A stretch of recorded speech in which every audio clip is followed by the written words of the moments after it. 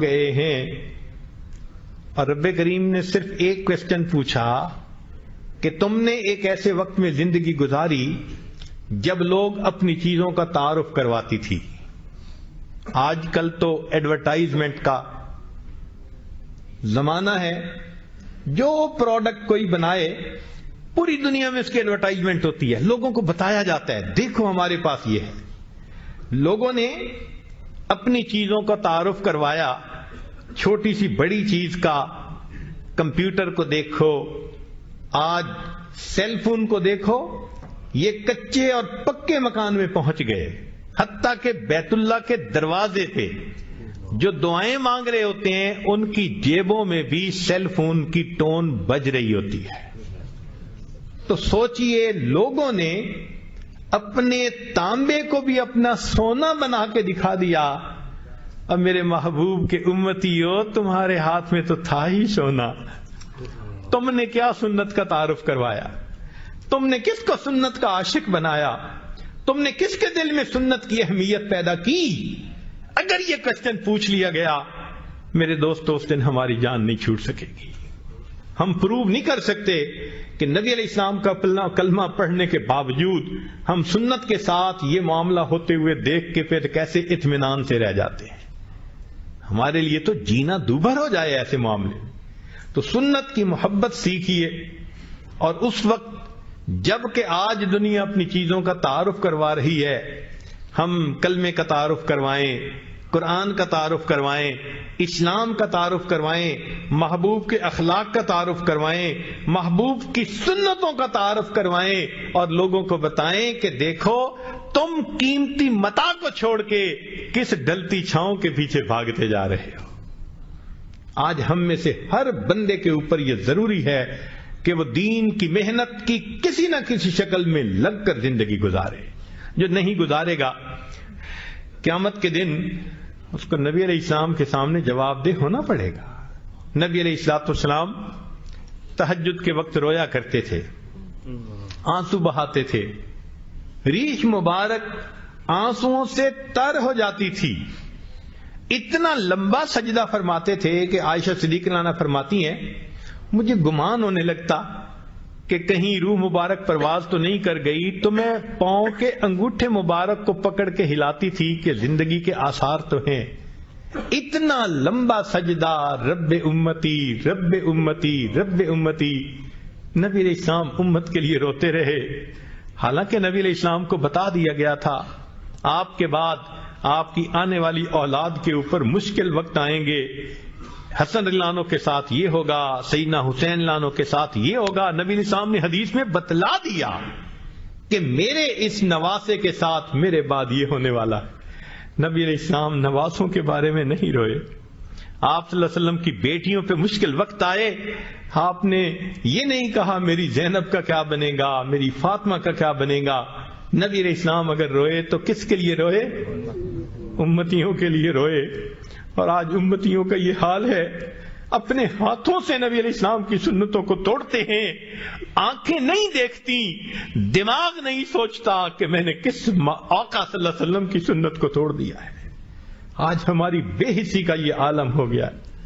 چنانچہ ایک بزرگ تھے, کثرت سے درود شریف پڑھتے تھے, حتیٰ کہ ہر ہفتے 1,00,000 درود شریف پڑھ کے نبی علیہ السلام کی خدمت میں تحفہ اور ہدیہ بھیجتے تھے.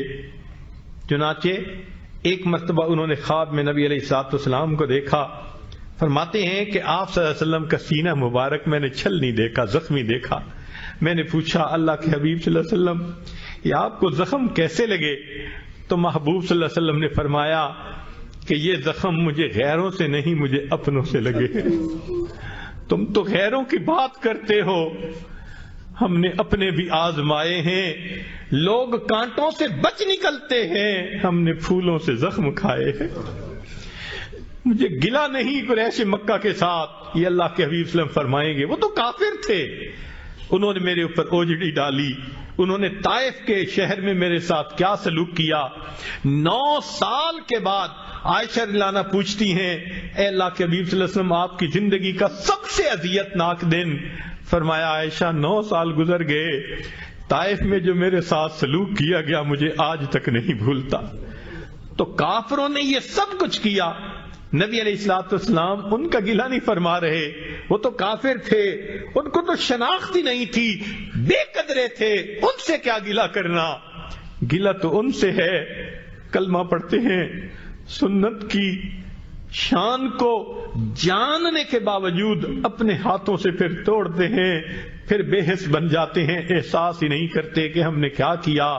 تو اس لیے قیامت کے دن اگر نبی علیہ الصلوۃ والسلام نے فرمایا کہ تم تو کلمے کو پڑھنے والے تھے، میری سنت کو جاننے اور ماننے والے تھے، تم نے کیوں اپنے ارادے کے ساتھ اس سنت کو جو ہے وہ محفوظ نہ کیا اور اس پر عمل نہ کیا، ہم قیامت کے دن کوئی جواب نہیں دے سکیں گے۔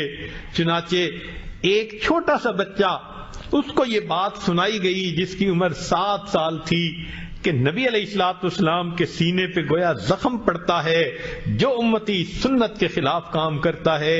اس بچے کے دل میں محبوب کی محبت تھی، اس کے بعد اس کی یہ کیفیت بن گئی، کھانا کھاتے ہوئے پوچھتا امی سنت کیا ہے، لباس پہنتے ہوئے پوچھتا امی سنت کیا ہے، سوتے ہوئے پوچھتا امی سنت کیا ہے۔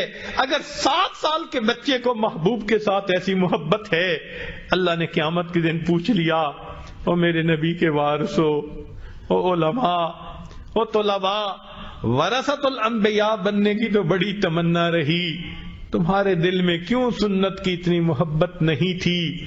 تو ہم قیامت کے دن نبی علیہ الصلوۃ والسلام کے ساتھ کیا جواب دے سکیں گے؟ محبوب صلی اللہ علیہ وسلم بھی پوچھیں گے، میری سنتیں ذبح ہوتی تھیں، تم چین کی نیند گھروں میں سوتے تھے، تمہاری بیوی سنت کے خلاف کام کرتی تھی، زبان نہیں کھلتی تھی، بیٹا سنت توڑتا تھا، بیٹی سنت توڑتی تھی، تم محبت بھری نظروں سے ان کو دیکھتے تھے، کیا میرے محبوب کی سنتی کی کوئی ویلیو تمہاری نظر میں نہیں تھی؟ کیوں آ گئے ہو آج اس محبوب کی شفاعت لینے کے لیے اور ان سے شفاعت طلب کرنے کے لیے؟ اگر قیامت کے دن ہم سے یہ پوچھ لیا، ہمارا کیا بنے گا؟ آج وقت ہے، ورنہ تو اللہ تعالیٰ فرمائیں گے کہ تم نے جس سے وفا کرنی تھی اس سے تم نے جفا کی، اور جن سے تمہیں جفا کرنی چاہیے تھی ان غیروں کے طریقوں سے تم نے وفا کی۔ کوئی تو ہوتا آج کے زمانے میں جو سنت کے ٹوٹنے پہ وہی کہتا جو حذیفہ رضی اللہ عنہ نے کہا تھا، اترک سنت حبیبی لہؤلاء الحمقاء، مگر آج تو وہ کیفیت ہی نہیں۔ کسی غم گسار کی محنتوں کا عجیب میں نے سلا دیا، جسے میرے غم نے گھلا دیا اسے میں نے جی سے بھلا دیا، میں تیرے مزار کی جالیوں کی ہی مدحتوں میں مگن رہا، تیرے دشمنوں نے تیرے چمن میں خزاں کا جال بچھا دیا، میرے مہرباں تیرا شکریہ بھلا کس زبان سے کروں ادا، میری زندگی کی اندھیری شب میں چراغ فکر جلا دیا۔ جن کے ہم پر احسانات ہیں، جنہوں نے اللہ تک پہنچنے کا راستہ دکھایا، جنہوں نے دل کو منور کرنے کا طریقہ سمجھایا، جو محسن کائنات ہیں، محسن انسانیت ہیں، آج ہمیں ان کے طریقوں کے ساتھ وفا کرنی چاہیے اور ان کو اپنے سر سے لے کے پاؤں تک اپنے جسم کو اس سے مزین کرنا چاہیے، تاکہ کل قیامت کے دن نبی علیہ الصلوۃ والسلام کی خدمت میں حاضری ہو، محبوب گلہ نہ فرما سکیں تو نے میری سنت کا لحاظ کیوں نہ کیا۔ ہم نے اکثر لوگوں کو دیکھا ہے، کاروباری لوگوں کو، باپ کا دل دکھاتے جھجکتے ہیں، ماں کا دل دکھاتے جھجکتے ہیں، امی کا دل کہیں ٹوٹ نہ جائے، دکھی نہ ہو جائے، ارے باپ کا دل دکھاتے تو اتنا دکھتے ہیں، کیا نبی علیہ الصلوۃ والسلام کا درجہ دل میں اتنا بھی نہ رہا جتنا ایک باپ کا ہوتا ہے؟ حالانکہ اللہ کے حبیب صلی اللہ علیہ وسلم تو ماں باپ اپنی جان سے بھی زیادہ بندے کو محبوب ہونے چاہیے، اور بسا اوقات تو حال یہ ہوتا ہے کہ سنت کو توڑ دینا یا چھوڑ دینا تو ایک الگ بات رہ گئی، کلمہ پڑھنے والے مسلمان، یونیورسٹیوں اور کالجوں کے رہنے والے محبوب صلی اللہ علیہ وسلم کی سنتوں کا مذاق اڑا رہے ہوتے ہیں، خود کلمہ بھی پڑھتے ہیں اور محبوب کی سنت کو دیکھتے ہیں، مذاق کر رہے ہوتے ہیں۔ سوچئے نبی علیہ الصلوۃ والسلام کے سامنے جب قیامت کے دن پہنچے تو محبوب فرمائیں گے سحقن سحقا، چلے جاؤ دور چلے جاؤ، تم میری سنتوں کا مذاق اڑاتے تھے۔ یاد رکھنا کافر نبی علیہ السلام کا مذاق اڑاتے تھے، آج کے روشن خیال یا تاریخ خیال وہ نبی علیہ السلام کی سنتوں کا مذاق اڑاتے ہیں۔ بات تو ایک ہی جیسی ہے، کل قیامت کے دن نبی علیہ السلام کی شفاعت کیسے نصیب ہوگی اگر انہوں نے اللہ کے سامنے یہ بات کہہ دی، یا رب ان قوم اتخذوا ھذا القرآن مہجورا، اللہ یہ میری قوم ہے جنہوں نے قرآن کو پشت پیچھے ڈال دیا تھا، تو بتائیے کہ پھر ہمارا کیا بنے گا۔